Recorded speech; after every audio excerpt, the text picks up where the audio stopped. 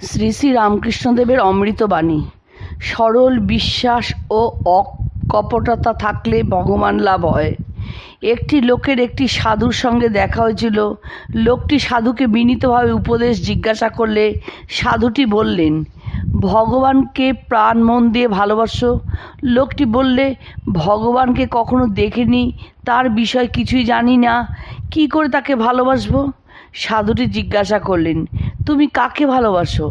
লোকটি বললে, আমার কেউ নেই, শুধু একটি ম্যাড়া আছে, ওইটিকেই ভালোবাসি। সাধুটি বললেন, তবে ওই ম্যাড়ার ভেতর নারায়ণ আছেন জেনে ওইটিকেই প্রাণ মন দিয়ে সেবা করবে ও ভালোবাসবে। এই বলেই সাধুটি চলে গেলেন। লোকটি ওই ম্যাড়ার ভেতর নারায়ণ আছেন বিশ্বাস করে তার প্রাণপণ সেবা করতে আরম্ভ করলে। সাধুটি বহুদিন পরে সে রাস্তায় ফিরে যাবার সময় লোকটি সন্ধান করে জিজ্ঞাসা করলেন, এখন কেমন আছো?